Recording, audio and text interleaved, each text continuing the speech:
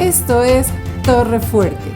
Escuchamos el mensaje Nuestra Escuela con el pastor Gerardo Arellano, finalizando con la serie Influencias que marcan nuestra vida.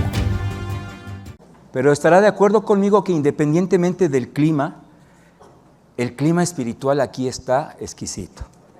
Qué hermosa alabanza acabamos de entonar. Sin duda, mientras estábamos cantando esta letra, pasaron por nuestra mente tantas bendiciones que han llegado a nuestra vida por la gracia y la misericordia de nuestro Señor Jesucristo. Por eso no nos cansamos de exaltarle. Y otra forma de adorarle también es rindiéndole culto a su instrucción, a su enseñanza, a su directriz. Así que quiero invitarle a que hagamos una oración para que este sea también un tiempo en el cual el Señor haga con nuestra vida lo que tiene programado. Sin duda, algo hermoso. Señor, en el nombre de Jesús te agradecemos por este tiempo en el que estamos uniéndonos en un mismo espíritu para de ti, Señor, ser instruidos, ser enseñados. Gracias también por los hermanos, familias, amigos que nos acompañan a través de esta transmisión. Que la bendición, Señor, sea para todos y cada uno de nosotros. Así lo deseamos, en el nombre de Jesús te lo pedimos. Amén. Sin duda, usted, al escuchar estas frases, va a recordar, alguna vez lo dije, y o alguna vez lo escuché. Te envío a la escuela a estudiar, no a echar relajo. Te estoy mandando a la escuela no para que hagas amigos, sino para que aprendas. No vas a la escuela a pelearte, sino a estudiar. O equivalentes. Ahora yo le pregunto, ¿realmente a la escuela solamente vamos a estudiar? ¿Solamente vamos a aprender? Difícilmente sería solo ese el objetivo. ¿A qué más es que vamos o fuimos a la escuela? Muchos tuvieron su primer amigo, su primer mejor amigo en un colegio, en un aula. Otros tantos al revés, tuvieron su primera riña, a puño pelón dicen, en la escuela.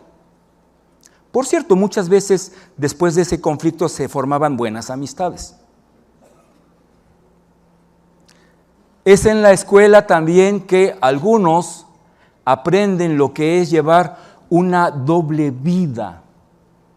Ahí tiene usted al maestro hablándole a los papás, diciéndole es que su hijito, entre comillas, ¿verdad?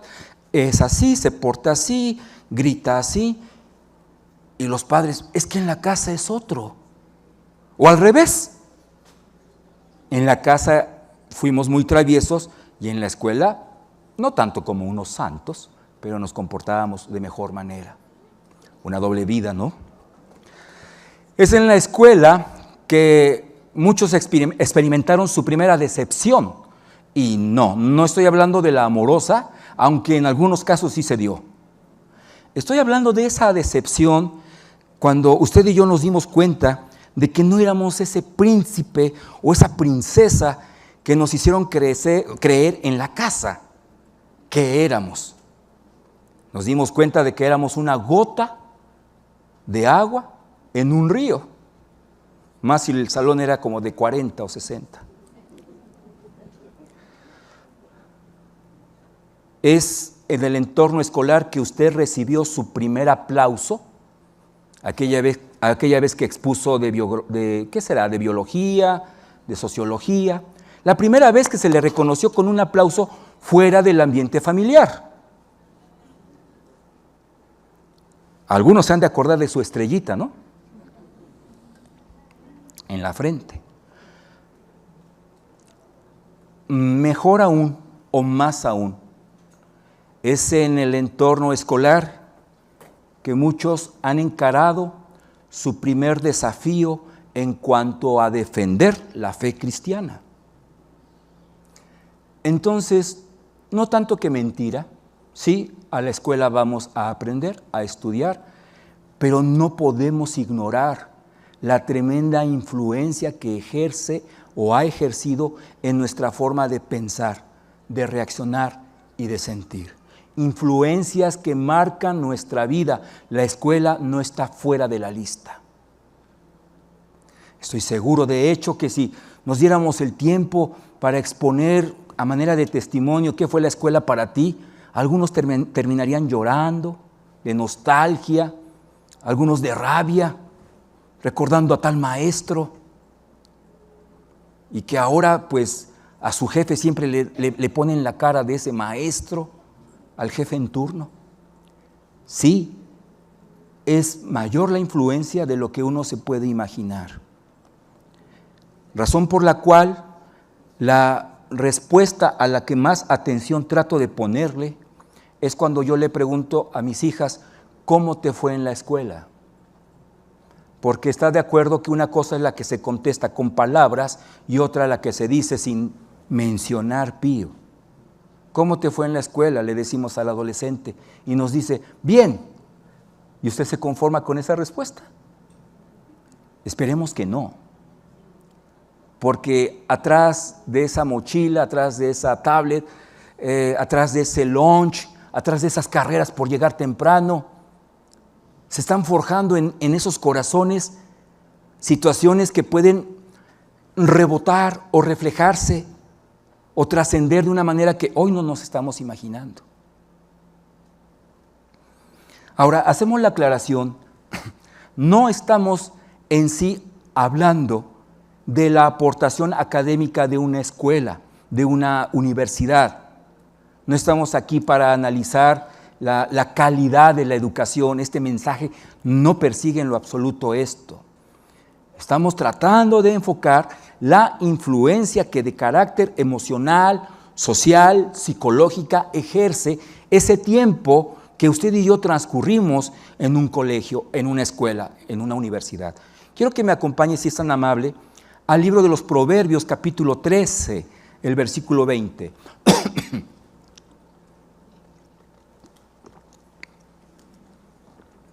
El que anda con sabios, sabio será, mas el que se junta con necios será quebrantado. Mi abuelita lo decía de otra forma, el que con lobos anda, a aullar se enseña. La idea es la misma.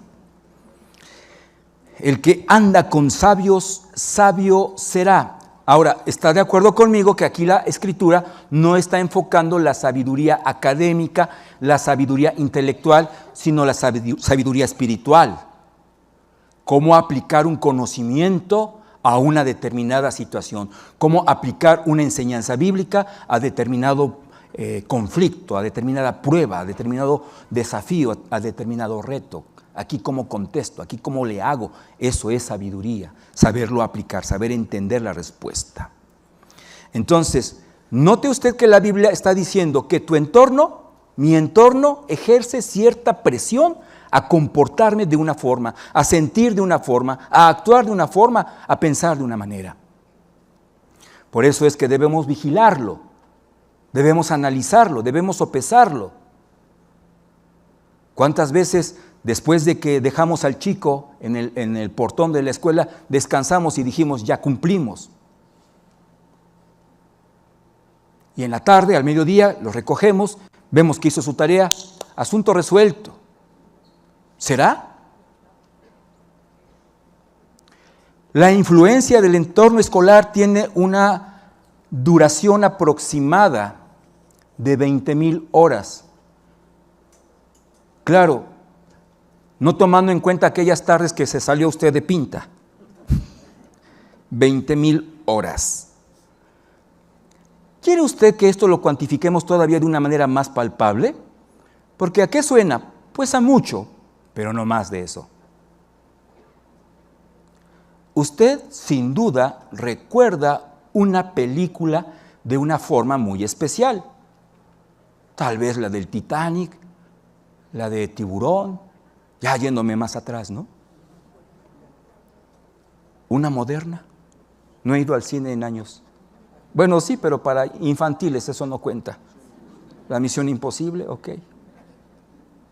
Y hay en este auditorio quien nos podría contar la película, a pesar de que ya pasaron años de haberla visto, con lujo de detalle. Y otros más, hasta secándose lágrimas. Sobre todo cuando DiCaprio se ahoga, ¿no? Ahí está. Es impactante ver cómo la gente en ese barco está muriendo, ¿verdad? Dándose cuenta de que la muerte les está alcanzando. Y fueron 2 horas de contacto con un guión cinematográfico. ¿Solo 2? Y a usted hoy le sigue calando que la mujercita no se hizo a un lado para que se subiera el chico.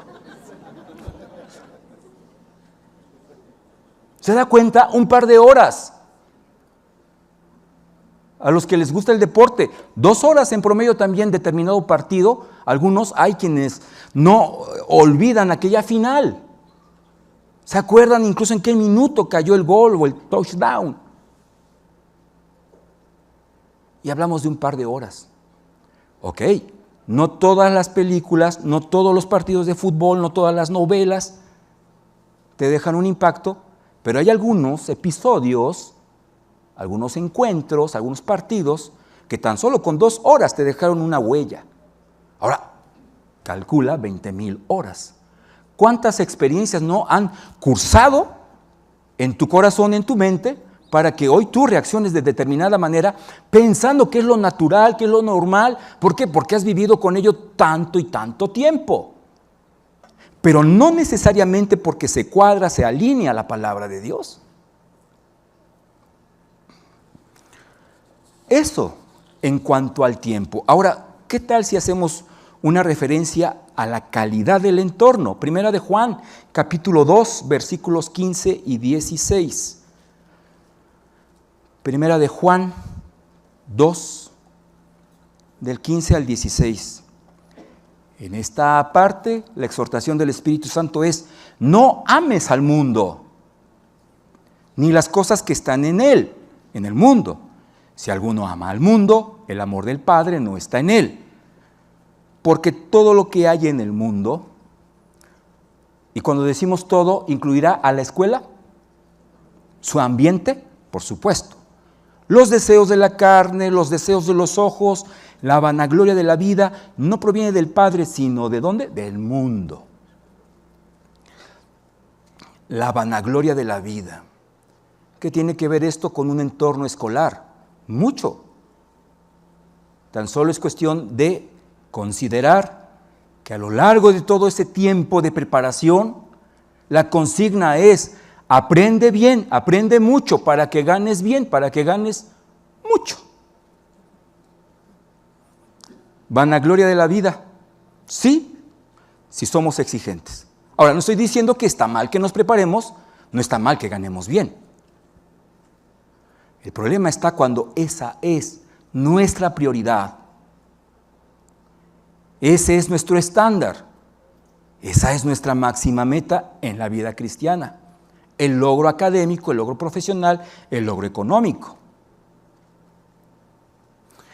Podríamos resumir este concepto de la siguiente manera para que usted evalúe dónde está su corazón. Nuestro Señor Jesucristo le dice al Padre Celestial, Juan 17, no te pido, Padre, que los quites del mundo. Está hablando de usted y de mí. No te pido que los quites del mundo, sino que los guardes en él. Lo triste es que, aunque la consigna es que estemos en el mundo para compartir el Evangelio, para hacer luz, para hacer sal, pasa al revés. No tanto que usted y yo estemos en el mundo, sino que el mundo está aquí. Sino que el mundo está aquí. Estoy señalando la mente y el corazón para cuando solamente se escucha el audio. El problema está que actuamos como aquellos israelitas que dijeron: estábamos mejor en Egipto. Ya no estaban en Egipto, pero Egipto seguía en sus corazones. Ahí comíamos chuleta, mariscos, inventando porque ni era así.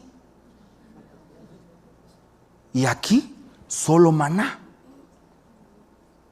porque Egipto seguía en sus corazones. Entonces, no es tanto la cantidad de tiempo, sino qué es lo que se desarrolla en ese tiempo. Y es crucial entender que la vida escolar es una etapa en la que usted está apenas formándose, apenas desarrollándose. Por eso es importante que abramos bien los ojos como creyentes en Jesucristo, como creyentes en el poder transformador del Evangelio, considerar qué es lo que a mí me está influenciando, qué es lo que está ganando, qué es lo que está tomando más fuerza en mi proceder.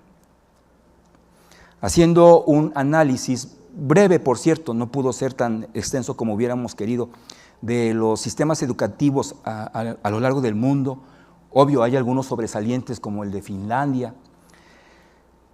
Podemos considerar esto, exceptuando, es decir, haciendo a un lado los esquemas educativos judíos y cristianos, el resto se va por el humanismo, el resto apuesta al humanismo puro.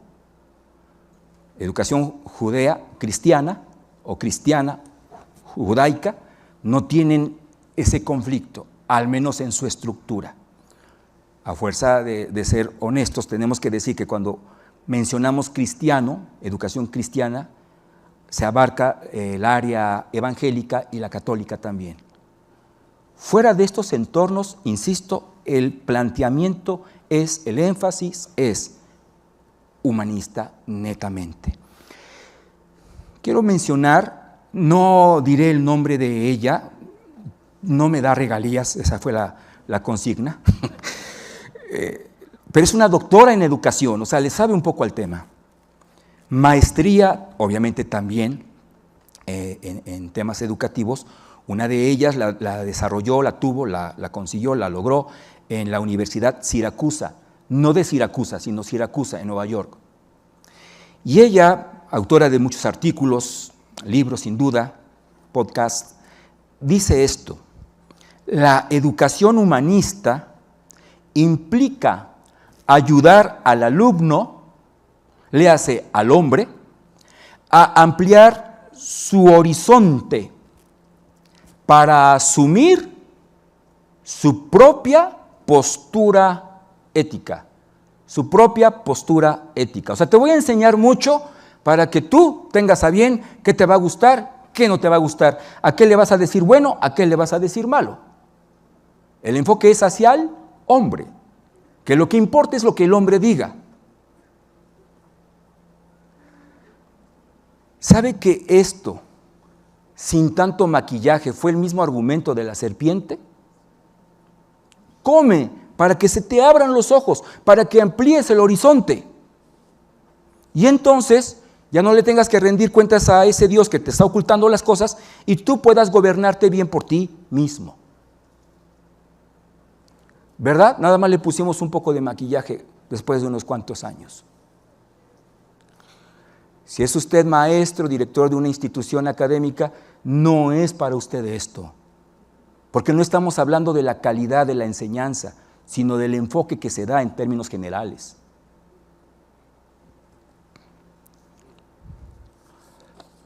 Los sociólogos coinciden en la influencia que ejerce la edad escolar.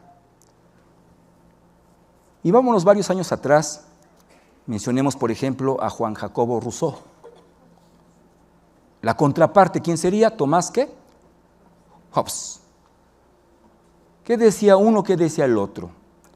Rousseau decía, el hombre por naturaleza es bueno, pero sale de su casa, hace contacto con la sociedad y se vuelve malo. Muy malo. Bueno, no dijo muy malo, pero vamos a darle énfasis. Mientras que Thomas Hobbes dice, no, nosotros de por sí nacimos malitos. groseritos, mentirositos. Pero, la sociedad está para irte puliendo, regulando, deteniendo. Que no le des libertad a ese lobo que hay dentro de ti, que haya algo que lo aplaque. La pregunta viene siendo, ¿cuál de estas dos posturas esenciales, sociológicamente hablando, es respaldada por la palabra de Dios? ¿Cuál? La palabra del Señor dice que nuestras buenas obras son como trapo de inmundicia. Yo lo creo.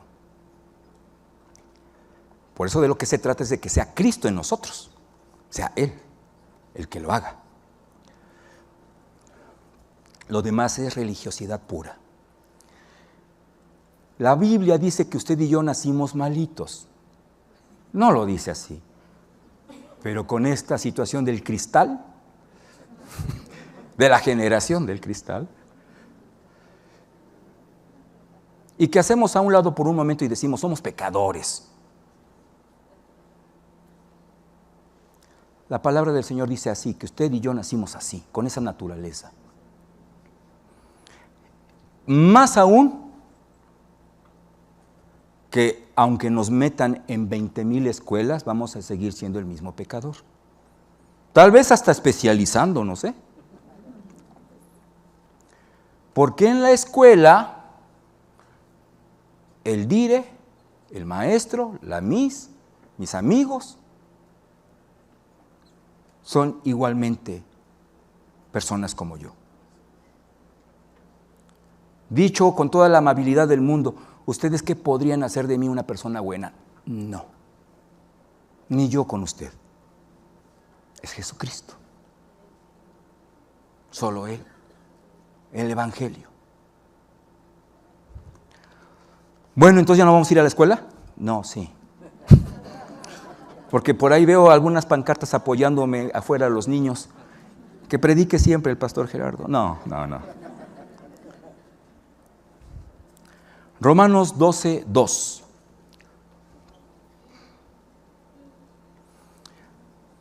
¿Ya hablamos de que la escuela influye? Sí. ¿Ya hablamos de la posibilidad de que esa influencia sea negativa? Sí, por naturaleza. No de la escuela académicamente hablando, sino del entorno que hay en una academia, en una escuela, en una universidad.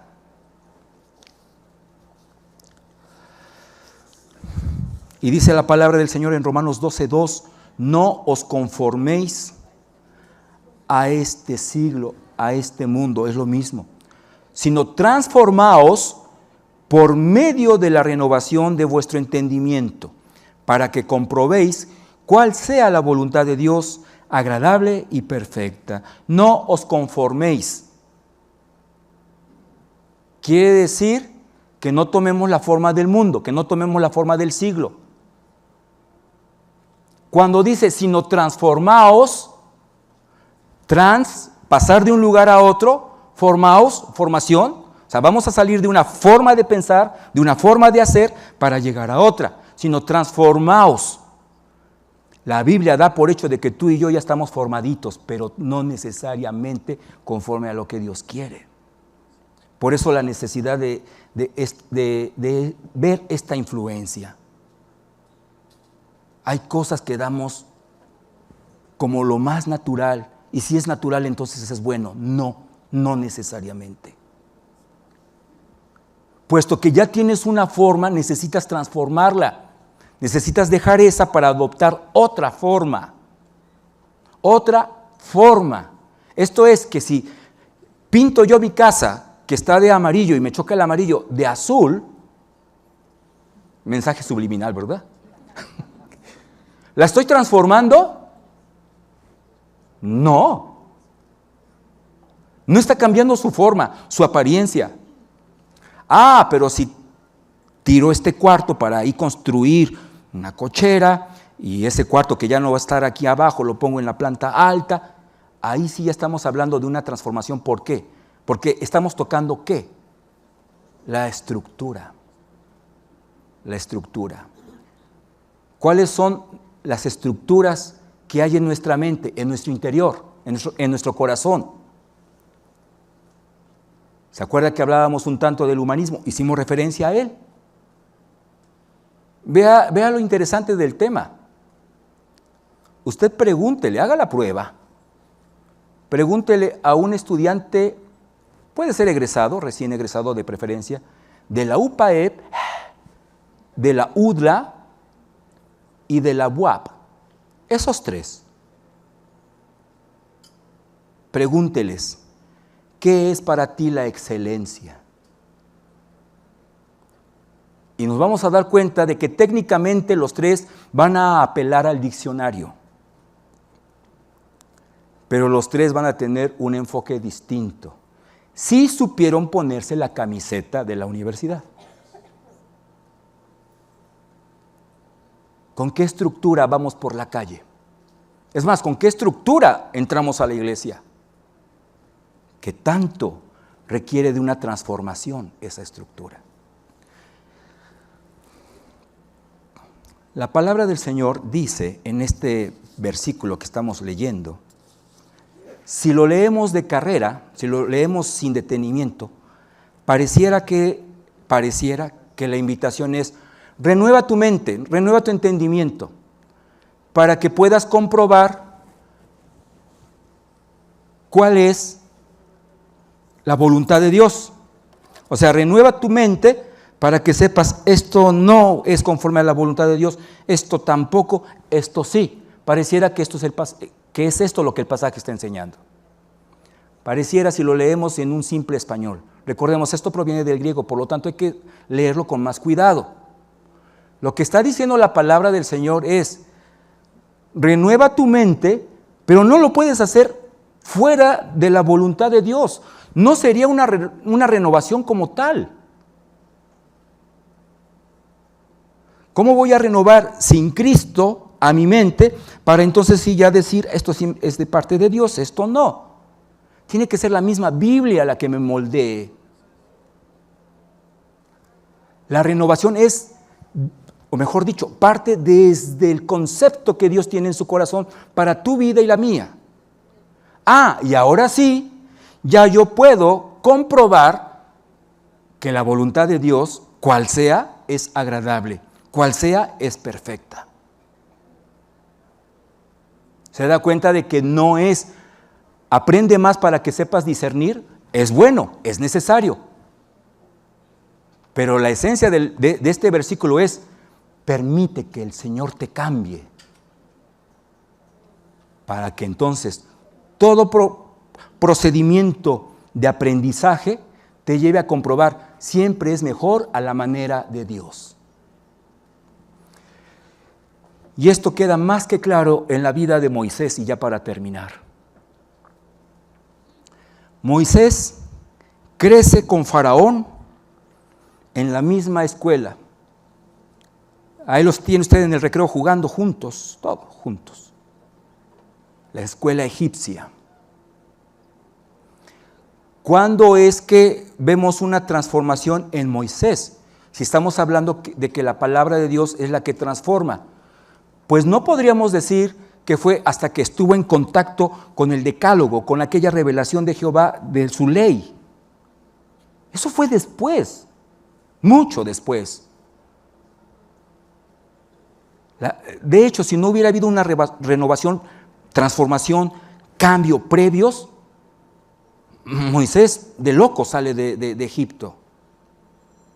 Ya al salir es que tiene todo lo que conocemos en cuestión de la manifestación de Dios para con su vida. Pero ¿dónde se da el cambio? ¿A partir de qué momento se da el cambio? Cuando él descubre que no era egipcio. Cuando nosotros reparamos en el grandioso hecho de que estamos en el mundo, pero no somos del mundo. Es cuando usted cambia el chip. Es cuando dice usted, fui desde antes de la formación del mundo, visto con misericordia por parte de Dios, para que al escuchar su evangelio y creer a ese evangelio, fuera yo sellado por el Espíritu Santo. Es a través de la identidad que Moisés dice, no, yo no soy egipcio. Qué bueno que aprendí todo eso, pero yo me debo al pueblo de Dios. No le fue fácil, pero a través de que se ubica es que se da un cambio tan rotundo, de tal manera que aunque crecieron en la misma escuela, usted ve el comportamiento de uno y del otro, mientras que hablemos del Mar Rojo. Yo sé que para conceptos, digamos, estratégicos, militares, así tenía que ser. Pero qué fácil. Faraón estaba atrás y le dice al ejército, lléguenle a ver qué pasa. Su chip hacía que él pensara en sí mismo. Mientras que la travesía, en esa huida, Moisés iba adelante. ¿Ve? No está mala la escuela. Saquémosle todo el jugo posible. Demos gracias a Dios por la oportunidad de aprender más y más. Pero no perdamos de vista.